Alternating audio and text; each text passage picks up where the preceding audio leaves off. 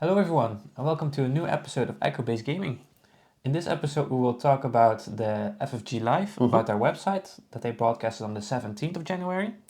And we will go over the new spoiler cards that they revealed in between our episodes. Yeah. So, let's start. Yeah, let's start with the card reveals. Yeah. So we actually start off with a banger, Jabba the Hutt, a 4-cost ground unit, cunning villainy, with a stat line of 2, 8 and the traits Underworld and Hutt. The ability, each trick event you play costs 1 less, and the when played effect, search the top 8 cards of your deck for a trick event, reveal it and draw it. Okay. Yeah. So, a nice ability that really works well with cunning. Yeah. The trick events are cunning cards, like Waylay and what are the other ones? Yeah, so a big shout out to actually SwooDB for making it really easy to find all the trick cards from the set. So just with one click and you have an overview of all the trick cards. So like you said, Waylay, the Asteroid Sanctuary, Shoot First and Bamboozle, which is a heroism card. Okay. So I think how Jabba the Hutt actually works is that with Bamboozle you may discard a cunning card to play the card for free. But you still have to pay the aspect penalty. Okay. I think.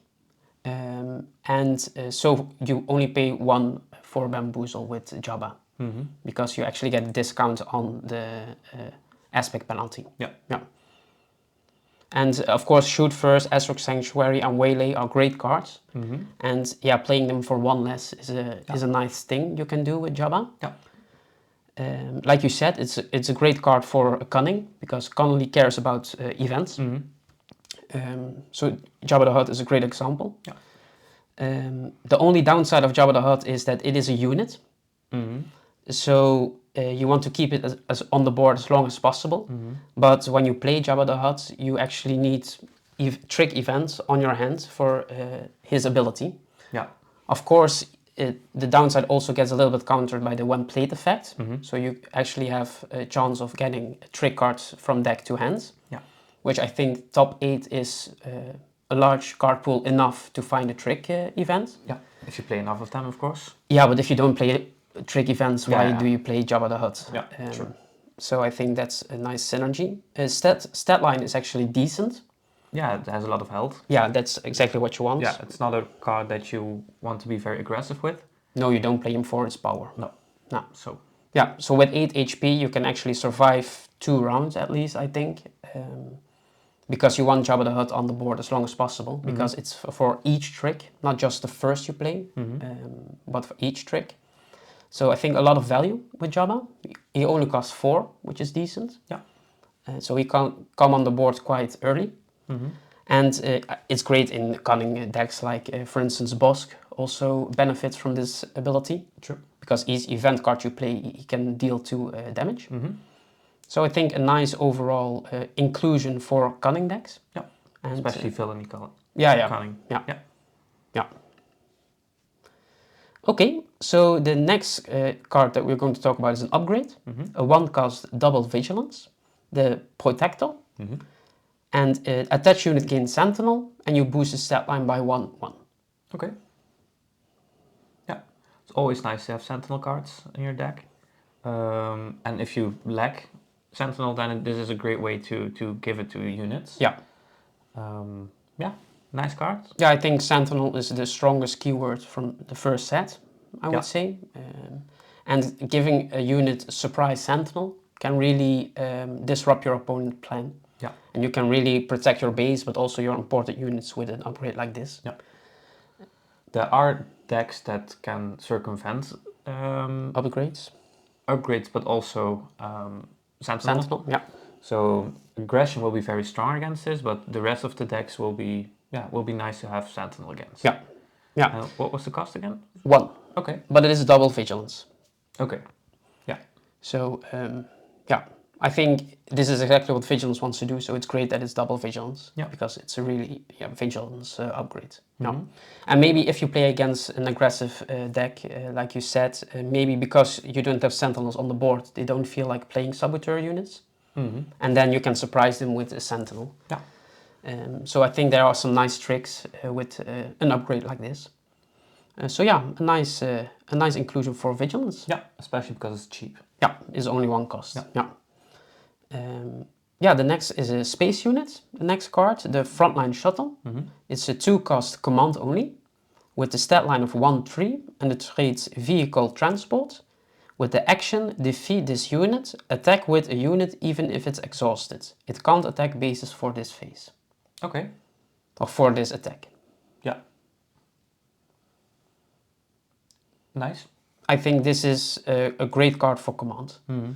Or I think this is a nice card, but it's great in command. Yeah. Because command usually plays larger units with more attack value. Yeah. So attacking twice with such units is actually really nice. Yeah, with a Star Destroyer or 8080. Darth Vader. Darth Vader. The unit. Home one. Yeah. Yeah. Yeah. So the downside of this card is it's not a one plate effect. So it's an action. Yeah. So your opponent has a window to deal with this card. So maybe it's a semi-sentinel card because your opponent knows what it can do the next turn. Yeah. But I think overall a nice card, especially when you play large units. Attacking twice with powerful units is always nice. Yeah. Or units that have on-attack abilities. So get 2 triggers out of that ability once in one phase is actually really strong. Yeah. Yeah, so I would say a nice card for command. So this was spoiled by the Nerd Shells. And they also spoiled the next card. Wolf, a ground unit, a 2-cost aggression only, with a stat line of 3/2, and the traits Fringe Clone, so our first clone card. Yeah. With Saboteur, and when played / on attack, bases can be healed for this phase. Yeah. Great. Yeah. I think the when played and on attack really makes this card valuable. Yeah. Yeah, especially for aggression. You don't want to play this in an aggression vigilance deck because it's bases, so also your own base. Also your own base. Yeah. But if you play aggression or just a deck that doesn't have healing and restore, then you don't care about the downside of that. So I think the combination of Saboteur and its effect is actually really nice. Yeah. Because you circumvent Sentinels and also stop healing for a phase is actually exactly what you want as an aggression deck. Yeah. You want to do as much as damage as possible. And this is a great way to guarantee some damage when there are Sentinels on the board. And also just to prevent your opponent from healing all the damage back. Yeah. So they can get to the mid game. Yeah. I think this is a perfect card for your side deck. Yeah, because also. not every deck plays Restore. No. But when they do, this card becomes very, very strong against those decks. Yeah. Yeah, I think a really nice card for aggression. So the next card is actually spoiled by Wampa Radio. Okay. It's an event, Power of the Dark Side, a 3-cost Vigilance Villainy. An opponent chooses a unit they control, defeat that unit. A situational card, I would say. Yes and no. Okay. It is situational in that you have to time it correctly for its effect, but I think that it has a value against every deck. Because, I mean, what you mean is, I think, against swarm decks, for instance, with a lot of units. You pay 3 and then they just destroy a 1 cost that they already attacked with, for example. Then I don't see the value of this card. No, but you have to time this really well. And even against swarm decks, maybe you have board wipes, for instance. And if you can control their board, this is actually a really nice card, even against those decks. And of course, it works better with decks that want to go tall, so not with a lot of units on the board. Yeah, so Vigilance already has access to a couple of cards that can defeat units. So you can also play those first and then this. Yeah. So I think this is, I think this is a really nice card for Vigilance. It's better against certain decks, of course. So when you play against Vigilance and you don't have units on the board, you can never bring your leader out because of this card. Because it is also defeat leaders. So you always have to take this card in account when you play against Vigilance, that if I don't have units on the board, I can never bring my leader out, because otherwise it's a waste of your epic action. Yeah. So I think just the fact that this card exists actually is a lot of power for the Vigilance player, because it's a card that you have to play around as a player. Yeah, so you always have to be careful what is the first unit I play every turn, if you don't have other units on the board, of course. Although I rarely see the case that this would happen, though. That you have no units on board when the leader comes out, because the leader of the epic action is free. When it does happen, I agree, then this card is powerful. Yeah, great art. So the next card that they revealed was a Chopper, a ground unit, a 1-cost Cunning Heroism with a stat line of 1-3, and the trait Rebel Droid Spectre. And in effect, while you control another Spectre unit, this unit gains rate 1. And on attack, discard a card from the defending player's deck. If it's an event, exhaust a resource that player controls. Okay, a nice card for one. Yeah, great for the Hera deck, of course. Yeah. Another Spectre unit. Yeah. And it's nice to see that the Spectre units are actually printed on resource curve. So Chopper is 1, Sabine is 2, Ezra is 3, Kanan is 4, Zeb is 5, and Hera comes out with 6 resources. Yeah. So hopefully something like the Ghost is going to be 6 resources, so you can play it at the same turn that you bring out Hera. Yeah.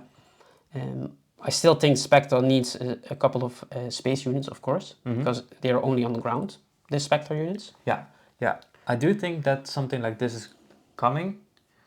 Also, because they were talking about, well, we'll go over the website later, and they hinted to something like there was going to come or there was a space unit coming for this deck. Yeah. And there are actually a lot of space units for Spectre. You have the Ghost, of course, the Phantom 1 and 2, the Sabine's TIE Fighter, all nice examples. Phoenix Squadron. Yeah. So there are a lot of options. Of course, Hera also has access to just X-Wings and stuff. But I think a nice card for the Hera deck. It actually does a lot on attack. So you mill 1 always. Yeah. And then if it's an event, you also exhaust a resource. Yeah, they. I think it has a nice synergy with Kanan, because Kanan also mills your opponent. And they boost each other. Yeah. So they are both Spectres. Yeah. However, in one of the lives they mentioned that mill isn't a very strong win condition at the moment. Because when your opponent runs out of cards, they don't lose the game. No, they take damage. Yeah. Every time they need to draw a card, they take damage. Yeah, so not on the start of the turn, but just every time you are forced to draw a card, you take damage. Yeah. But also on the start of each turn. Yeah, but not just on the start of each turn. No. So, yeah, even though it's not a strong win condition, it is annoying. It is, yeah. So it can really disrupt your opponent. Yeah. And I think, it's shaping up as I said this many times before, but it's shaping up to be a very nice deck that I'm really interested in playing. Yeah, and I think decks play enough events in the decks that it's a possibility that you actually disrupt or discard an event, especially when you play against Cunning. They obviously play more events, but I think every deck plays a lot of events now.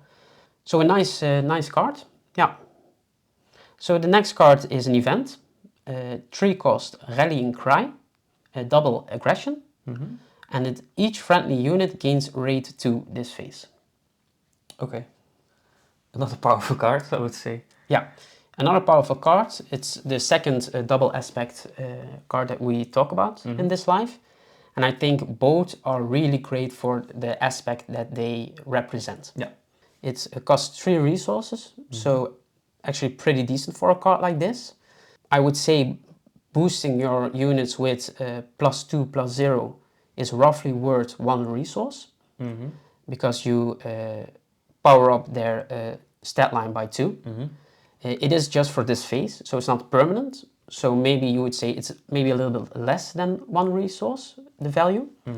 But because you boost your stat line by +2/+0 and not +1/+1, you boosting exactly what you want to boost in an aggression deck. So that's why I would say that overall, you can say that every unit that you give raid to is worth 1 resource. Yeah. Because you're boosting exactly what you want to boost in aggression decks. So once you have 3 or more units on the board, or once you have 3 units on the board, it's actually a nice value. Yeah.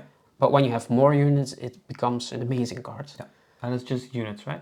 Not ground units only. It's units, yeah. Okay. So also in space and ground, yeah. Yeah. And the leader. And the leader, yeah. Yeah. So, yeah, a really nice card and an auto include in every double aggression deck. Yeah. And even if you just play 1 aggression aspect, you do need more units on the board for this to become valuable. But I think having 5 units in space, ground, and your leader is actually in an aggression deck is, you know, It's doable. It's doable. Yeah. Yeah. Aggression wants to play a lot of units and do upfront damage, so early on. So I think swarm decks are typical in aggro decks. So having 3 units in play is very doable, and also 5 units is doable for aggression decks. Yeah. And yeah, that's why I think this is a nice card, also for 5. Yeah. Yeah. So the next card is a ground unit, 5 cost aggression, the Occupier Siege Tank. It's a stat line of 5/4 with the traits Imperial Vehicle Tank, and it has grit. Okay. Yeah.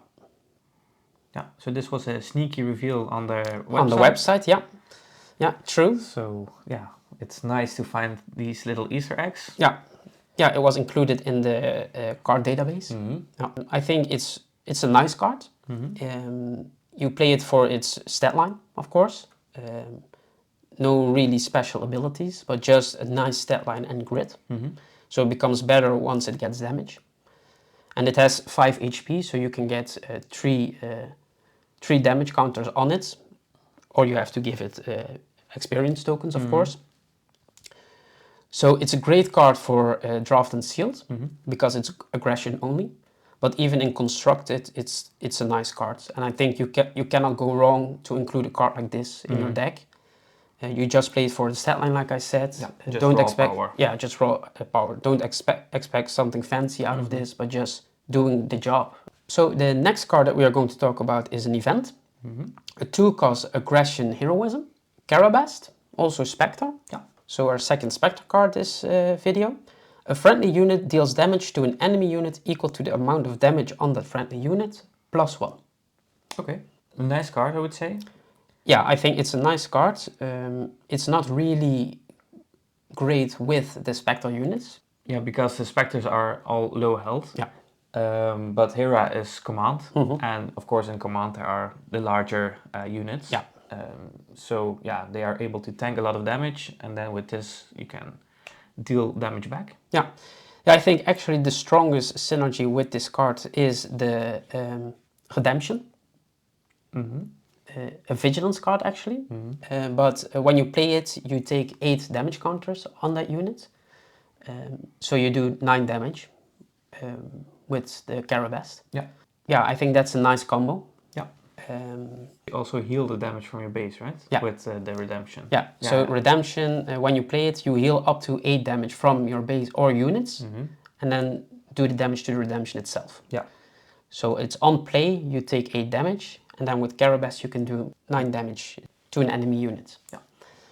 So I think, I mean, this is a really powerful combo, doing 9 damage for 2, but it immediately showcases that how Star Wars Unlimited works, and that you don't need counters in this game. Because if Star Wars Unlimited was like, I'm doing my turn, you do your turn, then this would be an overpowered combo, the Redemption and Carabast. Just doing 9 damage for 2 resource. But because your opponent has a window in between this combo to deal with the Redemption, you know, you don't actually need counters. No. Yeah. Yeah, but at that point, the redemption did its job. Yeah. It could be a nice decoy as well. Yeah. Exactly. So knowing that your opponent could play Carabast, they have to attack the redemption then, instead of doing something else that they wanted to do. Yeah. So yeah. I think Carabas is a nice card. Yeah. Great in Hera, of course, but it's strong in combination with units that have more HP. Yeah. So you can do more damage. But that's the strength of Hera. You can build a command vigilance deck, for instance, and still don't have to pay the aspect penalty for a Carabas. Yeah. So then we go to the next card, another ground unit, 1 cost command heroism, the Alliance Dispatcher, with a stat line of 1-2 and a rebel trait. And the ability, action, exhaust this unit, play a unit from your hand, it costs 1 less. Okay. And this card was spoiled by popscuba.dk, so a Danish website. Yeah. Yeah, I think it's a nice card. Also, again, a target for your opponent. Because for every turn this card gets to use its ability, it generates value. Yeah, the value gets more and more for every turn. Yeah. So although it costs 1 resource, you don't want to play this early. No.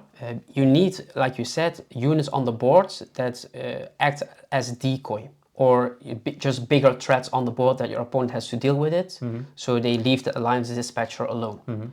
So you do want to play this mid to late game, and you know, if you get 1 trigger out of its action, it already paid for itself, and every other trigger of its action is just straight up value. Yeah. And it can get out of hand really quickly and generate actually a lot of value for you. So that's why you don't want to pay it too early, so it has a clear mark on its head, but just play it when you establish your board and there are just bigger threats your opponent has to deal with. Yeah. And then this is a great unit, you know, on the background, just generating resources for you. Yeah. And I think that's how you want to play this unit. Of course, when you have a lot of units with Sentinel, it's also great because they just can't attack this unit. Yeah. So there are ways to protect it, of course, and I think it's a really strong card. Yeah, I'm definitely going to try it in my Leia deck. It is a rebel, so it works with Leia, and not with her ability because you don't want to attack with it, of course. But just the fact that you have more cards that refer to the rebel trait and make rebels better. So a nice card, I would say. Also great art. The next card is also a ground unit, a 4-cost heroism, the Regional Sympathizers, with a stat line of 3-4 and also the rebel trait, and it has Restore 2. Okay. Yeah, Restore is always nice to have. Yeah, strong keyword. So, yeah. I think it's nice that this heroism only card has Restore 2, so basically all your heroism decks now have access to Restore. Also for Draft and Sealed, it's a nice card to include in your deck. Yeah. Just to have access to Restore 2 and don't have to pay aspect penalties is nice. It has a nice stat line, a decent stat line. Yeah, it's for okay. a 4-cost, it's okay. But in combination with the Restore 2, it's actually a powerful card. Yeah.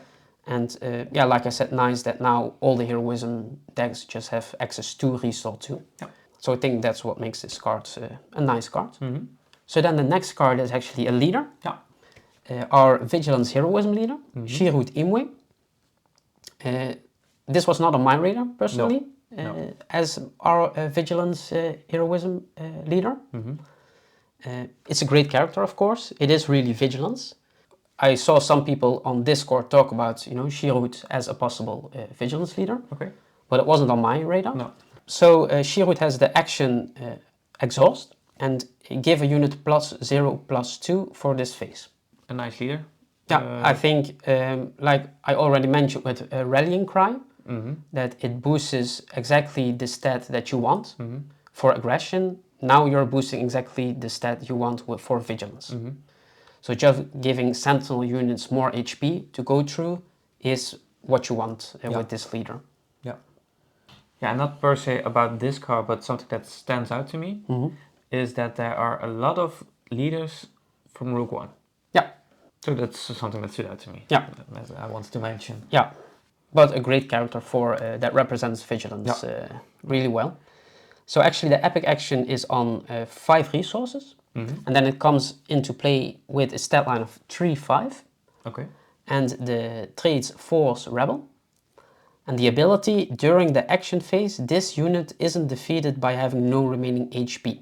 So during the regroup phase, if it has no remaining HP, defeat him. Yeah.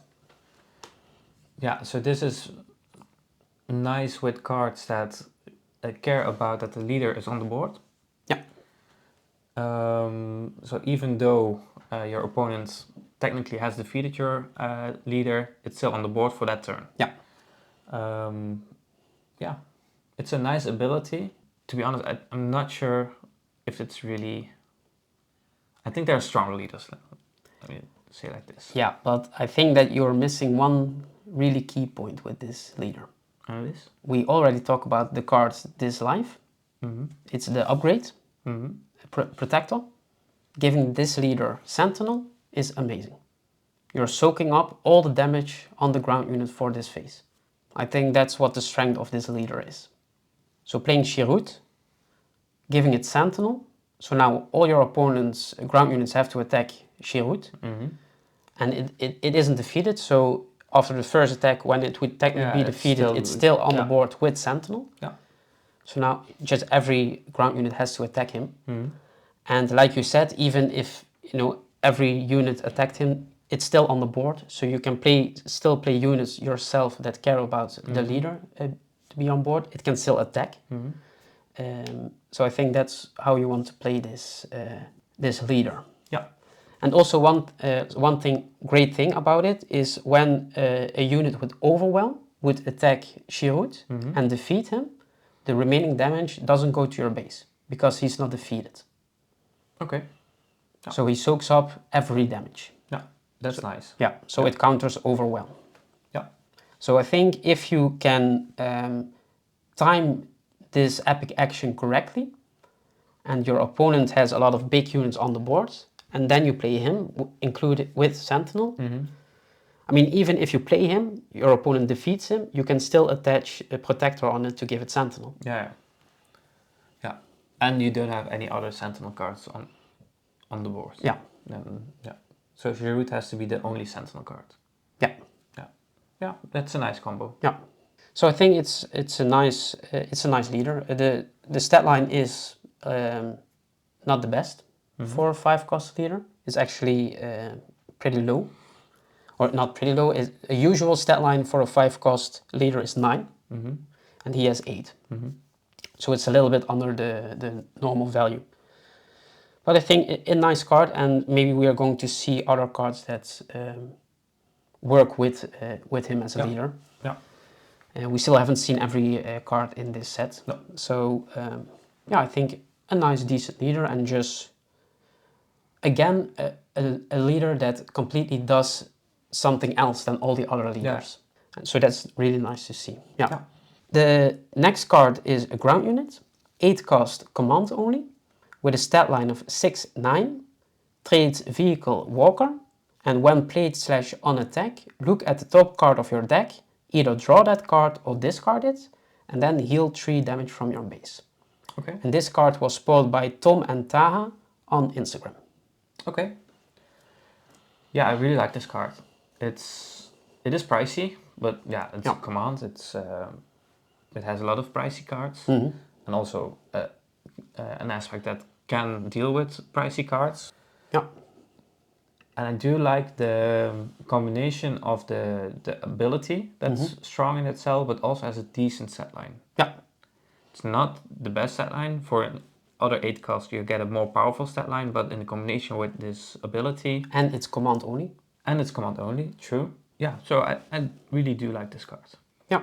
Yeah, it does a lot. Yeah. Like you said, it's a big body.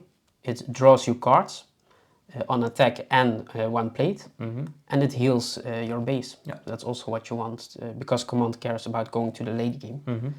So if you can give this unit ambush, for instance, it actually does a lot on when played. Yeah. Because it actually has 2 triggers. So the when played trigger and then also the on attack trigger. So you heal 6 in that turn. Yeah. And draw 2 cards.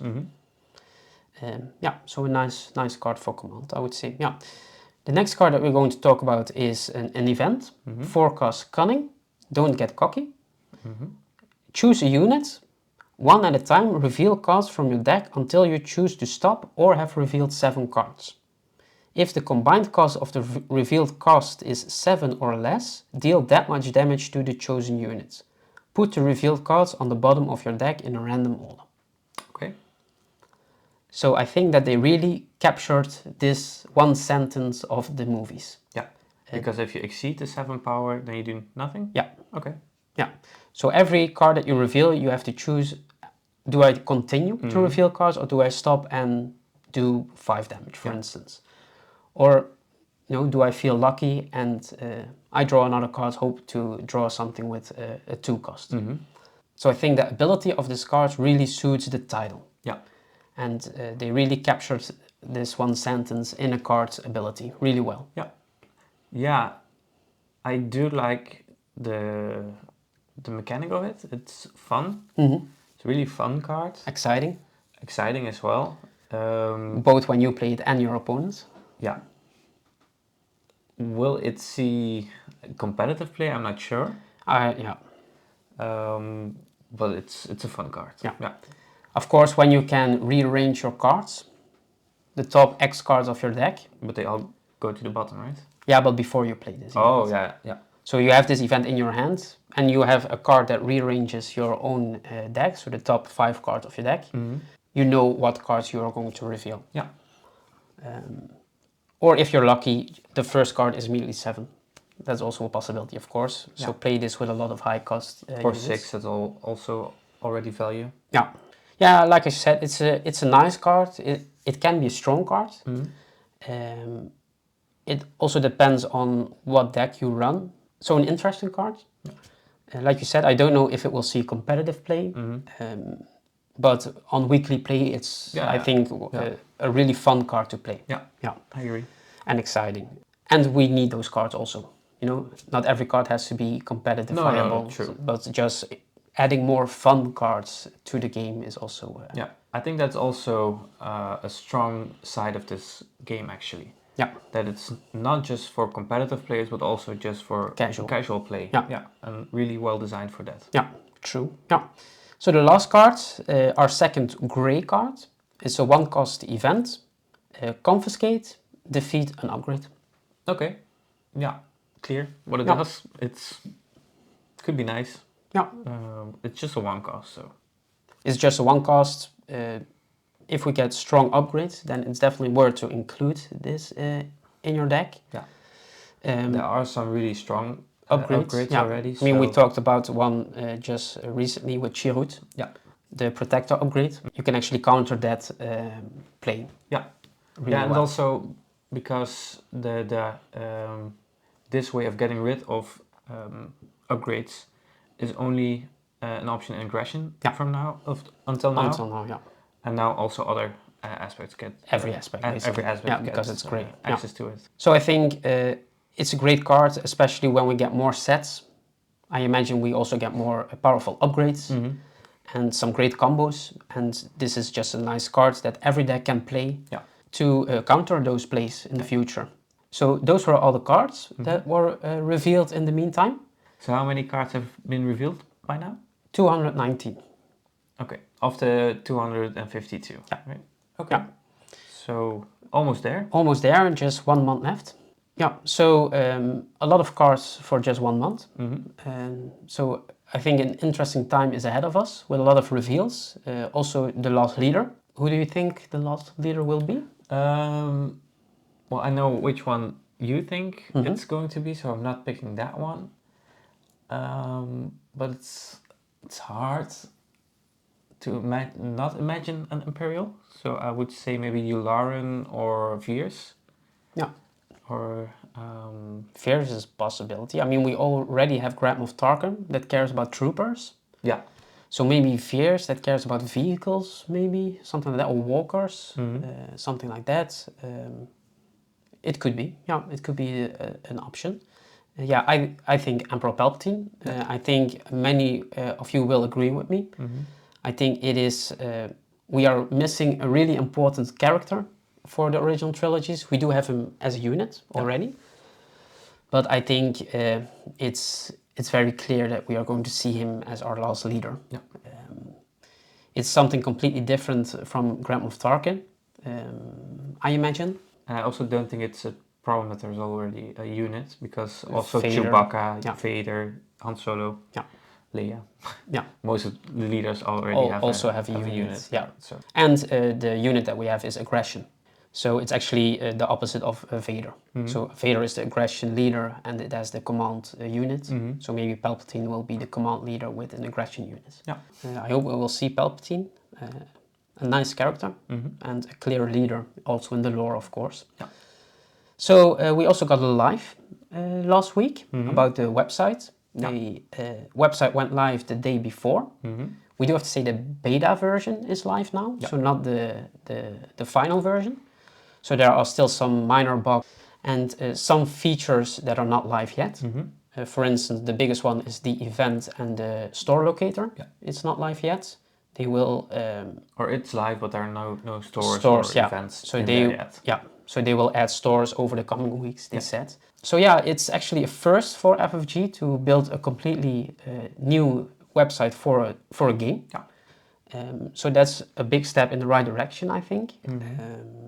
The website looks amazing. Yeah, I think a big plus of the website is that it looks very clean and clear. Yeah. So it's easy to use. All the information you need is there. Yeah. For players and also store. Yeah. So I think it's it has everything you want. Yeah. The card database is there. You can build decks there. It's a player portal. So you can actually make an account on the website and it will track your tournament progression. It saves your decks, so you can have a nice overview of the decks that you build on the website. Yeah. You can track all the cards that you pulled. Yeah, that's actually my favorite feature. Yeah. That you can track all your cards and with that build your deck. Yeah. You can actually track all the different variants of every card. So you can choose between the normal version or the hyperspace version. Yeah. Or foiling. Or the foil, yeah. Promos even, I think, in the future. So a nice live with a lot of new information, actually, because everything was new about the website. Yeah. We did learn a couple of new things, actually. The name of the format. Yeah. Premier. So it's not standard, but Premier. And the name of the multiplayer format, Twin Suns. Yeah. Yeah, I think it's a nice fluffy name, Twin Suns. Nothing more else to say about it, because we don't know the rules. The rules for multiplayer. But that will also come very shortly, they said. Yeah. So obviously you can go to the website yourself and see everything for yourself. You can also watch the live again to have a tour on the website. Yeah. And they showed all the different features and went to all the different pages that you can go through.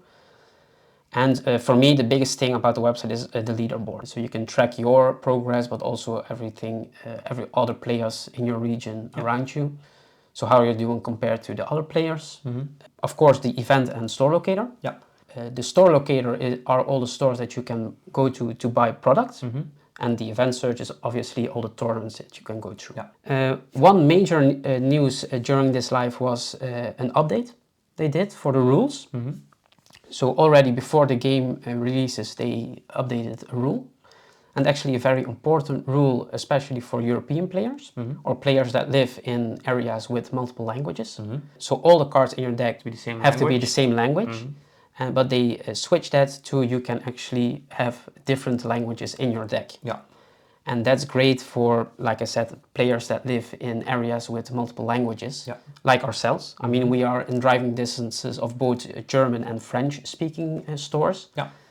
And when we go to a store like that and we enter a tournament and maybe there are boosters in the prize support. Yeah.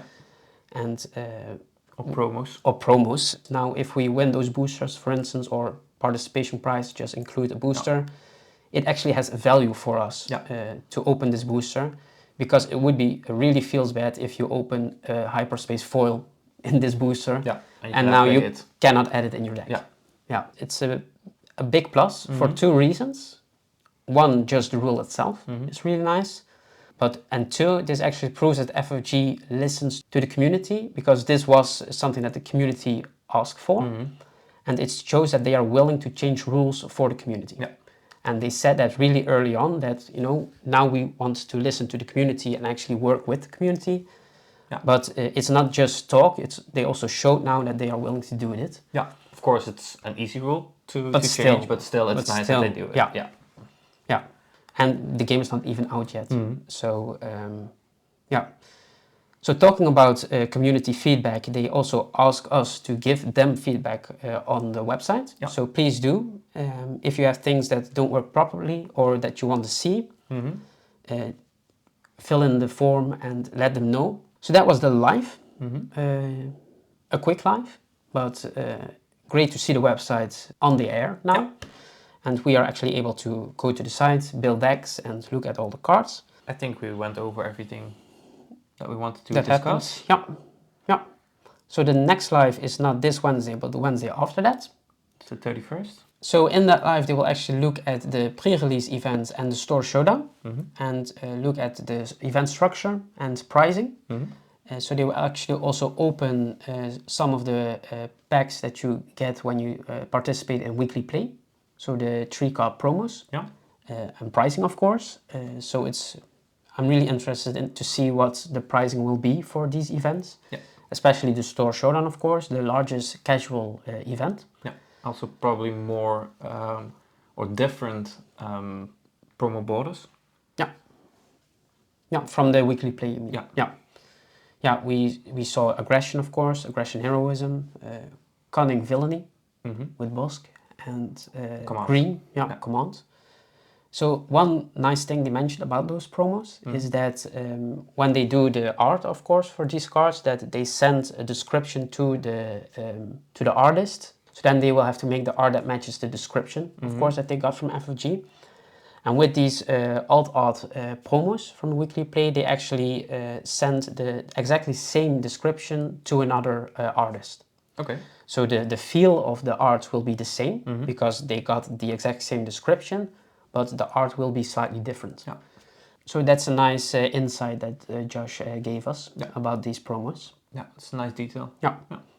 So yeah, I can't wait to see more, learn more about events, but also see pricing. For now, I think that we can conclude this video. Yeah. We talked about every card that has been revealed and the live itself. So yeah.